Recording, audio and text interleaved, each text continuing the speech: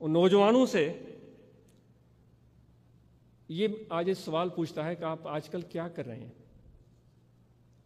کیا ارادے ہیں بھائی؟ اے نوجوانوں، کیا ارادے ہیں؟ کیا پلاننگ ہے آپ کا کام؟ اگر میرے آقا و مولا حضرت صلی اللہ علیہ وآلہ وسلم کی پیاری ہدایات، تعلیمات کو ہم دیکھیں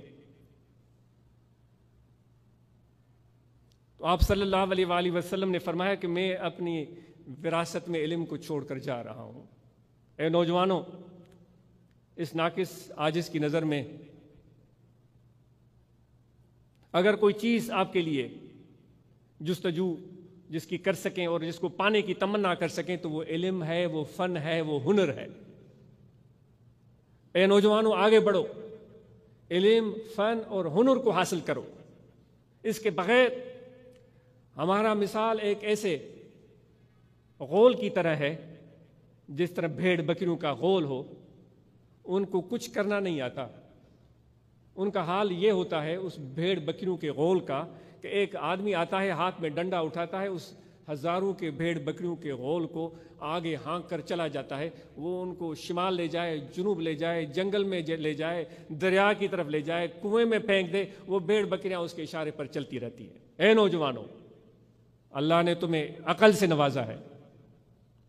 ساری کائنات میں اللہ تعالیٰ نے بے شمار مخلوقات پیدا کر دیں، ان کو سب خصوصیات مختلف عطا کی ہیں۔ جانوروں کو دیکھیں، پرندوں کو دیکھیں، خشکی کے جانور، آبی جانور، سب کو دیکھیں، لیکن انسان کو ان سب میں سے جو زیادہ امتیازی شان عطا کیا ہے وہ اس کا شعور ہے، اس کا عقل ہے، اس کا فہم ہے، اس کی قوت فیصلہ ہے، اور مختلف حالات کو سمجھ کر، مختلف طبیعتوں کو پہچان کر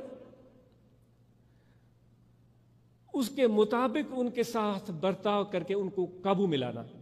آپ نے نہیں دیکھا ایک سادہ سا آدمی کس طرح بندر کو نچاتا ہے؟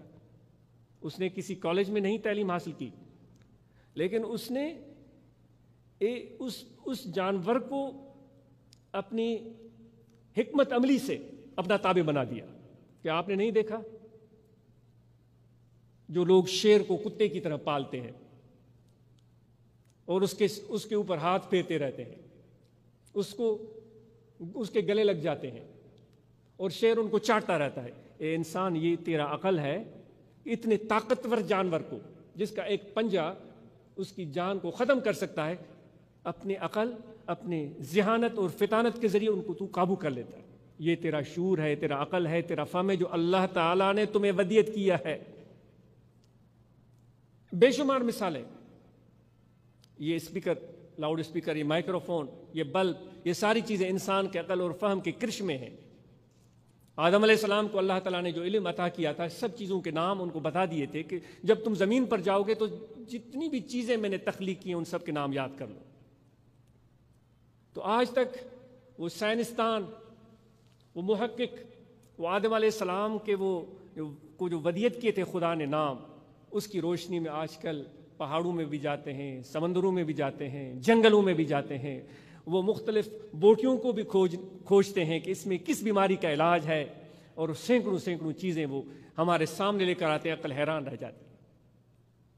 تو اے نوجوانوں، تمہاری خصوصیت یہ عقل ہے۔ اگر اس عقل سے ہم کام نہیں لیتے تو پھر ہماری مثال اس بھیڑ کی غول کی طرح ہے، جو بھیڑیں ہوتی ہیں ان کے غول کی طرح ہے، جس کو ایک چرواہا ایک ڈنڈے کے زور پر کہیں بھی ہانک کر لے جا سکتا ہے۔ تمہارے لیے علم ضروری ہے، تمہارے لیے ہنر ضروری ہے، تمہارے لیے فن ضروری ہے، اس کی تلاش